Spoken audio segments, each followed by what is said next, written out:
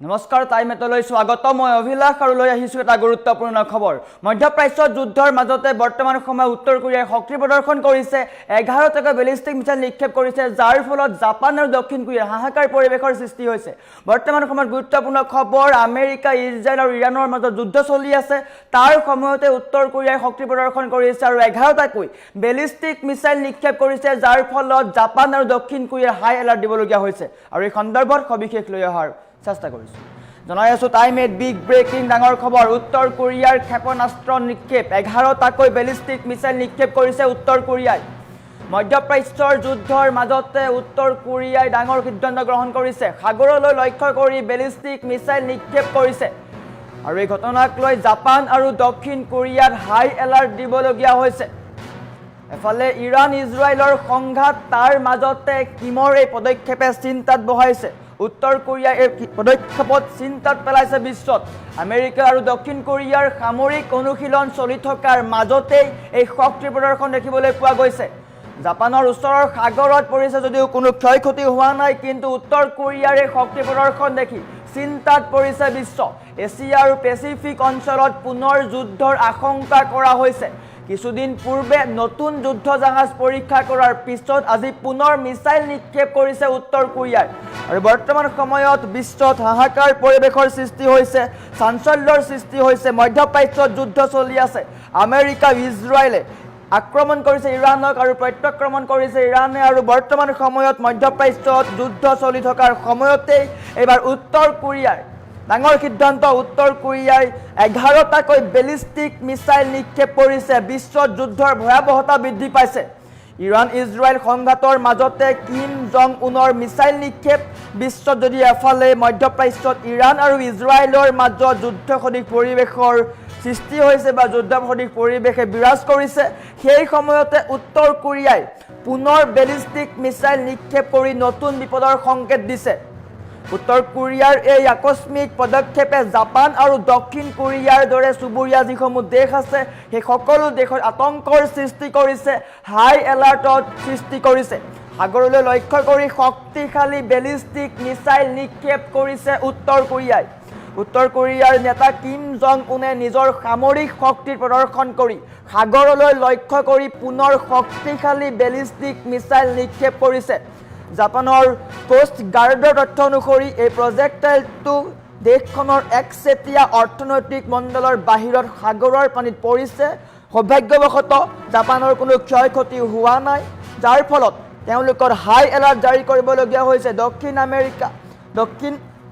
কোৰিয়াৰ সমান্তৰালকৈ জাপানতো হাই এলাৰ্ট কৰিবলগীয়া হৈছে আমেৰিকা দক্ষিণ কোৰিয়াক প্ৰত্যাহ্বান দিছে নেকি উত্তৰ কোৰিয়াই তাক লৈ প্ৰশ্ন উত্থাপন হৈছে বেলিষ্টিক মিছাইল পৰীক্ষাটো এনে সময়ত কৰা হৈছে যি সময়ত আমেৰিকা যুক্তৰাষ্ট্ৰ আৰু দক্ষিণ কোৰিয়াৰ মাজত এক বৈঠক চলি আছে 9 মাৰ্চৰ পৰা 19 মাৰ্চলৈ দুয়োখন দেশৰ মাজত বাৰ্ষিক যৌথ সামৰিক অনুশীলন চলাই আছে আমেৰিকা যুক্তৰাষ্ট্ৰ আৰু দক্ষিণ কোৰিয়াৰ মাজত দুয়োখন দেশৰ মাজত সামৰিক অনুশীলন চলি আছে আৰু সেই সময়তে উত্তৰ কোৰিয়াই নিজৰ শক্তি প্ৰদৰ্শন কৰিছে উত্তৰ কোৰিয়াই সদায় এই অনুশীলনক নিজৰ বিৰুদ্ধে যুদ্ধৰ প্ৰস্তুতি বুলি গণ্য কৰি আহিছে এই যুটীয়া অনুশীলনৰ প্ৰত্যুত্তৰ দিবলৈকে কিম জঙে শক্তি প্ৰদৰ্শন কৰিছে নেকি বুলিও প্ৰশ্ন উত্থাপন হৈছে চাঞ্চল্যৰ সৃষ্টি হৈছে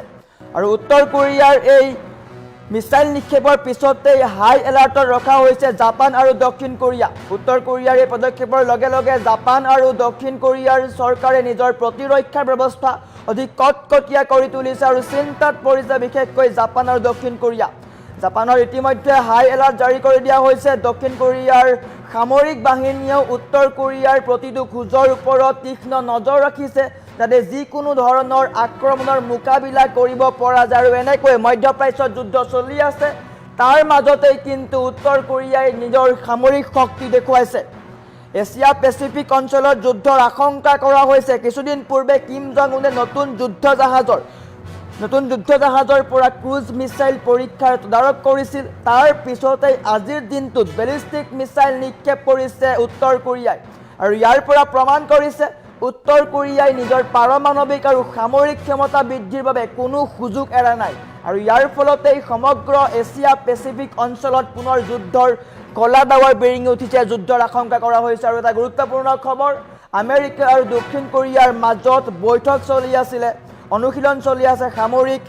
যৌথ সামৰিক অনুশীলন চলি আছে আৰু ঠিক সেই সময়তে উত্তৰ কোৰিয়াই ডাঙৰ সিদ্ধান্ত গ্ৰহণ কৰিছে 11টাকৈ বেলিষ্টিক মিছাইল নিক্ষেপ কৰিছে। সাগৰলৈ লক্ষ্য কৰি বেলিষ্টিক মিছাইল নিক্ষেপ কৰিছে আৰু এই শক্তি প্ৰদৰ্শনক লক্ষ্য কৰি বিশ্বত পুনৰ যুদ্ধ হ'ব নেকি বুলিও প্ৰশ্ন উত্থাপন হৈছে, চৰ্চা আৰম্ভ হৈছে। কিয়নো মধ্যপ্ৰাচ্যত যুদ্ধ চলি আছে, মধ্যপ্ৰাচ্যত ভয়াৱহ যুদ্ধ চলি আছে। আমেৰিকা আক্ৰমণ কৰিছে ইৰাণক আৰু ইজৰাইলেও আক্ৰমণ কৰিছে ইৰাণক আৰু ইৰাণেও দুয়োখন দেশৰ মাজত প্ৰত্যুত্তৰ দিছে আৰু এনেকৈ মধ্যপ্ৰাচ্যত উত্তপ্ত পৰিস্থিতিৰ সৃষ্টি হৈছে। আৰু ঠিক সেই সময়তে এছিয়া পেচিফিকত দেখিবলৈ পোৱা গৈছে এক যুদ্ধ সদৃশ পৰিৱেশ। কিম জং উনে প্ৰায় 11টাকৈ বেলিষ্টিক মিছাইল নিক্ষেপ কৰিছে আৰু যাৰ ফলত জাপান আৰু দক্ষিণ কোৰিয়াৰ হাই এলাৰ্ট দিবলগীয়া হৈছে। দুয়োখন দেশৰ মাজত বৰ্তমান হাই এলাৰ্টত ৰখা হৈছে, কিয়নো মধ্যপ্ৰাচ্যৰ যুদ্ধৰ পৰিস্থিতিৰ মাজতেই উত্তৰ কোৰিয়াই 11টাকৈ বেলিষ্টিক মিছাইল নিক্ষেপ কৰিছে। আমেৰিকা আৰু দক্ষিণ কোৰিয়াৰ মাজত যৌথ সামৰিক অভিযান চলি আছিলে বা সামৰিক অনুশীলন চলি আছে। ঠিক সেই সময়তে উত্তৰ কোৰিয়াই নিজৰ শক্তি প্ৰদৰ্শন কৰিছে, যাৰ ফলত চিন্তাত পৰিছে বিশ্ব। পুনৰ যুদ্ধ হ'ব নেকি, ভয়াৱহ যুদ্ধ হ'ব নেকি, কিয়নো মধ্যপ্ৰাচ্যত ইতিমধ্যে যুদ্ধ চলি আছে, ধাৰাবাহিকভাৱে যুদ্ধ চলি আছে আৰু বৰ্তমান সময়ত উত্তৰ কোৰিয়ায়ো নিজৰ শক্তি প্ৰদৰ্শন কৰিছে, যাৰ ফলত বিশ্বত ভয়াৱহ যুদ্ধ হোৱাৰ সম্ভাৱনা আহি পৰিছে। আৰু গুৰুত্বপূৰ্ণ খবৰ, আৰু উত্তৰ কোৰিয়াৰ এই শক্তি প্ৰদৰ্শনৰ পিছতেই জাপান আৰু দক্ষিণ কোৰিয়াত হাই এলাৰ্ট দিবলগীয়া হৈছে। এফালে আমেৰিকা আৰু দক্ষিণ কোৰিয়াৰ মাজত বৈঠক চলি আছে আৰু বৈঠকৰ সময়তেই উত্তৰ কোৰিয়াই নিজৰ শক্তি প্ৰদৰ্শন কৰিছে। কিম জং উনে নিজৰ শক্তি প্ৰদৰ্শন কৰিছে, 11টাকৈ বেলিষ্টিক মিছাইল নিক্ষেপ কৰিছে। সাগৰলৈ লক্ষ্য কৰি বেলিষ্টিক মিছাইল নিক্ষেপ কৰা হৈছে আৰু নিজৰ শক্তি প্ৰদৰ্শন দেখুৱাবলৈ সক্ষম হৈছে উত্তৰ কোৰিয়া। আৰু উত্তৰ কোৰিয়াৰ শক্তি প্ৰদৰ্শন দেখি হতচকিত হৈ পৰিছে বিশ্ব, বিশেষকৈ আমেৰিকাও চিন্তাত পৰা পৰিলক্ষিত হৈছে, কিয়নো আমেৰিকা আৰু দক্ষিণ কোৰিয়াৰ মাজত যৌথ সামৰিক অনুশীলন চলি আছিল আৰু ঠিক সেই সময়তেই উত্তৰ কোৰিয়াই নিজৰ সামৰিক শক্তি প্ৰদৰ্শন কৰিছে। আমেৰিকা দক্ষিণ কোৰিয়াক প্ৰত্যাহ্বান দিছে নেকি বুলিও প্ৰশ্ন উত্থাপন হৈছে, কিয়নো যৌথ অনুশীলন চলি থকাৰ সময়তেই উত্তৰ কোৰিয়াই নিজৰ শক্তি প্ৰদৰ্শন কৰিছে আৰু স্পষ্টকৈ প্ৰত্যাহ্বান দিছে আমেৰিকা আৰু দক্ষিণ কোৰিয়াক। বেলিষ্টিক মিছাইল এনে এটা সময়ত নিক্ষেপ কৰা হৈছে যি সময়ত আমেৰিকা যুক্তৰাষ্ট্ৰ আৰু দক্ষিণ কোৰিয়াৰ মাজত যৌথ সামৰিক অনুশীলন চলি আছিলে। 9 মাৰ্চৰ পৰা 19 মাৰ্চলৈ দুয়োখন দেশৰ মাজত বাৰ্ষিক যৌথ সামৰিক অনুশীলন চলি আছে আৰু সেই সময়তে উত্তৰ কোৰিয়াই নিজৰ সামৰিক শক্তি প্ৰদৰ্শন কৰিছে। তেওঁলোকে স্পষ্ট কৰিছে, উত্তৰ কোৰিয়াই সদায় এই কথা কৈ আহিছে যে এই অনুশীলনক নিজৰ বিৰুদ্ধে যুদ্ধৰ প্ৰস্তুতি বুলি গণ্য কৰি আহিছে আৰু যদি এনেকুৱা হয় নিশ্চয়কৈ ভয়াৱহ যুদ্ধ হ'ব পাৰে। হাই এলাৰ্টত ৰখা হৈছে জাপান আৰু দক্ষিণ কোৰিয়া। উত্তৰ কোৰিয়াৰ বেলিষ্টিক মিছাইল নিক্ষেপৰ পিছতেই জাপান আৰু দক্ষিণ কোৰিয়াৰ হাই এলাৰ্ট দিবলগীয়া হৈছে। উত্তৰ কোৰিয়াৰ এই পদক্ষেপৰ লগে লগে জাপান আৰু দক্ষিণ কোৰিয়াৰ কেইবাটাও প্ৰান্তত হাই এলাৰ্ট দিবলগীয়া হৈছে। দুয়োখন দেশৰ চৰকাৰে নিজৰ প্ৰতিৰক্ষা ব্যৱস্থা অধিক কটকটীয়া কৰি তুলিছে। কিম জং উনৰ সিদ্ধান্তৰ পিছতে দুয়োখন দেশৰ মাজত হাহাকাৰ পৰিস্থিতিৰ সৃষ্টি হৈছে, কিয়নো মধ্যপ্ৰাচ্যতো চলি আছে যুদ্ধ আৰু ঠিক সেই সময়তে উত্তৰ কোৰিয়াই এটা দুটা নহয় 11টাকৈ বেলিষ্টিক মিছাইল নিক্ষেপ কৰিছে, যাৰ ফলত চিন্তাত পৰিছে বিশ্ব, বিশেষকৈ আমেৰিকা চিন্তাত পৰা পৰিলক্ষিত হৈছে। আমেৰিকা আৰু দক্ষিণ কোৰিয়াৰ মাজত যৌথ সন্মিলন চলি আছে, যৌথ সামৰিক অনুশীলন চলি আছে আৰু সেই সময়তেই উত্তৰ কোৰিয়াৰ এই পদক্ষেপৰ ফলত হাহাকাৰ পৰিৱেশৰ সৃষ্টি হৈছে, বিশেষকৈ এছিয়া পেচিফিকত হাহাকাৰ পৰিস্থিতিৰ সৃষ্টি হৈছে। মধ্যপ্ৰাচ্যৰ পৰিস্থিতিৰ প্ৰতি লক্ষ্য ৰাখি উত্তৰ কোৰিয়াই সিদ্ধান্ত গ্ৰহণ কৰিছে বুলিও কৈছে। গতিকে এটা গুৰুত্বপূৰ্ণ খবৰ, ভয়াৱহ যুদ্ধ হোৱাৰ সম্ভাৱনা আছে। মধ্যপ্ৰাচ্যত হাহাকাৰ পৰিৱেশৰ সৃষ্টি হৈছে। মধ্যপ্ৰাচ্যত ইজৰাইল, আমেৰিকা, ইৰাণৰ মাজত যুদ্ধ চলি আছে আৰু সেই যুদ্ধত ৰাছিয়া আৰু চীনেও প্ৰৱেশ কৰিছিল আৰু বৰ্তমান সময়ত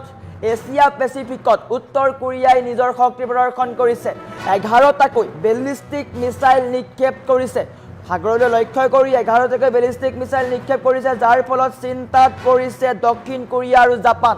দুয়োখন দেশৰ সমান্তৰালকৈ আমেৰিকাও চিন্তাত পৰা পৰিলক্ষিত হৈছে, কিয়নো 9 মাৰ্চৰ পৰা দক্ষিণ কোৰিয়া আৰু আমেৰিকাৰ মাজত চলি আছে যৌথ সামৰিক অনুশীলন আৰু সেই সময়তে উত্তৰ কোৰিয়াই নিজৰ শক্তি প্ৰদৰ্শন কৰিছে এটা দুটা নহয় 11টাকৈ বেলিষ্টিক মিছাইল নিক্ষেপ কৰিছে যাৰ ফলত চিন্তাত পৰিবলগীয়া হৈছে আমেৰিকা আৰু উত্তৰ কোৰিয়াৰ এই সিদ্ধান্তৰ পিছতে এছিয়া পেচিফিকত যুদ্ধৰ আশংকা কৰা হৈছে কিছুদিন পূৰ্বে কিম জং উনে নতুন যুদ্ধ জাহাজৰ পৰা ক্ৰুজ মিছাইল পৰীক্ষা কৰিছিল কিছুদিন পূৰ্বে যুদ্ধ জাহাজৰ পৰা ক্ৰুজ মিছাইলো পৰীক্ষা কৰা হৈছিল আৰু বৰ্তমান সময়ত বেলিষ্টিক মিছাইল নিক্ষেপ কৰিছে নিজৰ শক্তি প্ৰদৰ্শন কৰিছে যাৰ ফলত বিশ্বত হাহাকাৰ পৰিৱেশৰ সৃষ্টি হৈছে পুনৰ ভয়াবহ যুদ্ধ হ'ব পাৰে নেকি বুলিও প্ৰশ্ন উত্থাপন হৈছে চৰ্চা চলিছে বিশেষজ্ঞসকলৰ মাজত আৰু এনেকৈ নিজৰ সামৰিক ক্ষমতা বৃদ্ধিৰ কাৰণে যিকোনো কাম কৰিব পাৰে সকলো সুযোগ তেওঁলোকে লৈছে উত্তৰ কোৰিয়াই কিছুদিন পূৰ্বে ক্ৰুজ মিছাইল নিক্ষেপ কৰিছিল আৰু আজিৰ দিনটোত 11টাকৈ বেলিষ্টিক মিছাইল নিক্ষেপ কৰিছে কিম জং উনে সাগৰলৈ লক্ষ্য কৰি শক্তিশালী বেলিষ্টিক মিছাইল নিক্ষেপ কৰিছে উত্তৰ কোৰিয়াৰ কিম জং উনে নিজৰ সামৰিক শক্তি প্ৰদৰ্শন কৰি সাগৰলৈ লক্ষ্য কৰিছে আৰু সাগৰলৈ লক্ষ্য কৰি শক্তিশালী বেলিষ্টিক মিছাইল নিক্ষেপ কৰিছে 11টাকৈ বেলিষ্টিক মিছাইল নিক্ষেপ কৰিছে জাপানৰ কোষ্ট গাৰ্ডৰ তথ্য অনুসৰি এই প্ৰজেক্টাইলটো দেশখনৰ একচেটিয়া অৰ্থনৈতিক মণ্ডলৰ বাহিৰৰ সাগৰত পৰিছে বুলি উল্লেখ কৰিছে সৌভাগ্যবশতঃ জাপানত পৰা নাই অন্যথা জাপানৰ বৃহৎ ক্ষতি হ'ল হয় গতিকে এটা গুৰুত্বপূৰ্ণ খবৰ আৰু উত্তৰ কোৰিয়াৰ এই মিছাইল নিক্ষেপৰ পিছতে জাপানতো হাই এলাৰ্ট দেখিবলৈ পোৱা গৈছে চাৰিওদিশে হাই এলাৰ্ট ৰখা হৈছে চৰকাৰ আছে হাই এলাৰ্টত সামৰিক বাহিনীক ৰখা হৈছে হাই এলাৰ্টত যিকোনো পৰিস্থিতিৰ সৈতে মোকাবিলা কৰিবলৈ সাজু হৈ আছে দুয়োখন দেশ যদিহে সঁচাকৈ যুদ্ধ হয় তেন্তে ভয়াবহ যুদ্ধ হ'ব এফালে মধ্যপ্ৰাচ্যত যুদ্ধ চলি আছে আনফালে যদি এছিয়া পেচিফিকতো যুদ্ধ হয় তেন্তে বিশ্বত ভয়াবহ যুদ্ধ হোৱাৰ সম্ভাৱনা আছে